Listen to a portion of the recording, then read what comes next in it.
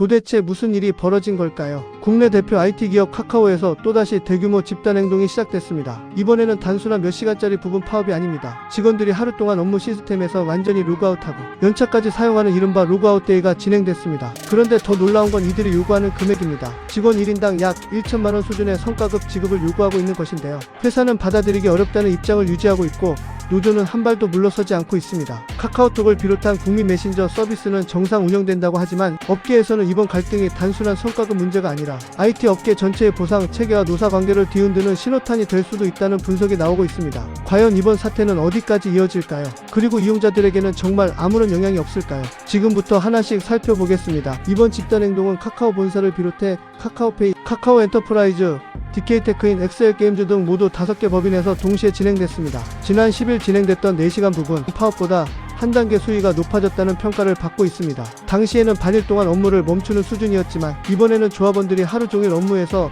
완전히 빠지는 방식이 선택됐습니다. 노조는 오프라인 집회나 대규모 시위 대신 조용하지만 실제 업무에는 영향을 줄 수 있는 방식을 택했습니다. 겉으로 보기에는 조용하지만 회사 입장에서는 상당한 부담이 될 수 있는 방식이라는 평가가 나옵니다. 현재 카카오 본사 노조 조합원은 약 2,500명 수준이며 계열사까지 포함하면 최대 3,000명 안팎이 이번 집단 행동에 참여할 가능성이 제기됐습니다. 실제 참여 인원은 이후 집계될 예정이지만 업계는 지난 부분 파업보다 훨씬 많은 인원이 참여할 가능성에 주목하고 있습니다. 그렇다면 노조는 왜 이렇게 강경한 입장을 유지하는 걸까요? 핵심은 성과급입니다. 노조는 지난해 실적과 회사의 이익 규모를 고려하면 직원들에게 약 1천만원 수준의 성과급 지급이 가능하다고 주장하고 있습니다. 영업이익의 약 13에서 14% 정도를 직원들과 공유하는 것이 합리적이라는 논리입니다. 반면 회사는 이 같은 요구가 기업 경영에 과도한 부담을 줄 수 있다며 수용하기 어렵다는 입장을 고수하고 있습니다. 결국 양측은 지난 5월 단체 협약 교섭이 결렬된 이후 지금까지도 평행선을 달리고 있습니다. 이 갈등이 더욱 주목받는 이유는 단순히 돈의 문제가 아니기 때문입니다. 최근 몇 년 동안 국내 IT 업계는 성장 둔화와 인공지능 투자 확대, 글로벌 경기 침체 등으로 비용 절감 압박이 커졌습니다. 한때 파격적인 연봉 인상과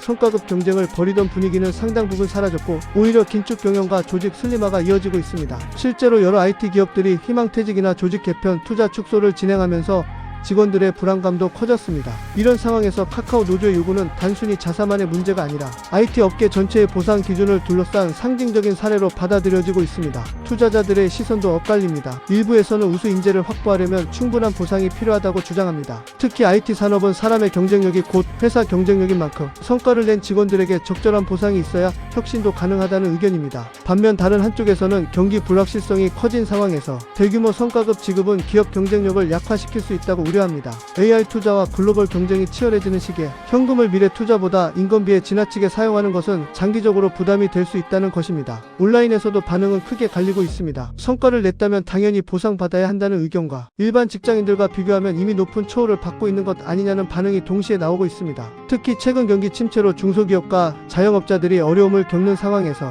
IT 업계의 성과급 논란을 바라보는 시선은 이전보다 훨씬 복잡해졌습니다. 이용자들이 가장 궁금해하는 부분은 역시 카카오톡이나 주요 서비스 이용에 문제가 생길 가능성입니다. 회사는 실시간 대응 체계를 가동하고 있으며 서비스 안정성을 유지하겠다고 밝혔습니다. 실제로 지난 부분 파업에서도 서비스 장애는 발생하지 않았습니다. 현재 주요 시스템은 상당 부분 자동화되어 있어 하루 정도의 집단 행동만으로 즉각적인 서비스 중단이 발생할 가능성은 높지 않다는 분석이 우세합니다. 하지만 변수는 예기치 못한 장애 상황입니다. 만약 대규모 시스템 오류나 긴급 대응이 필요한 상황이 발생한다면 평소보다 대응 속도가 늦어질 가능성은 완전히 배제하기 어렵습니다. 그래서 업계도 이번 하루 동안의 상황을 예의주시하고 있습니다. 앞으로의 전망도 간단하지 않습니다. 노조가 이번 집단 행동 이후에도 요구가 받아들여지지 않는다면 추가 쟁행에 나설 가능성을 시사하고 있기 때문입니다. 반대로 회사 역시 경영 부담을 이유로 쉽게 양보하기 어려운 상황입니다. 결국 협상을 통해 절충점을 찾느냐 아니면 갈등이 장기화되느냐가 가장 큰 변수로 떠오르고 있습니다. 이번 사태는 단순히 카카오 한 회사의 문제가 아니라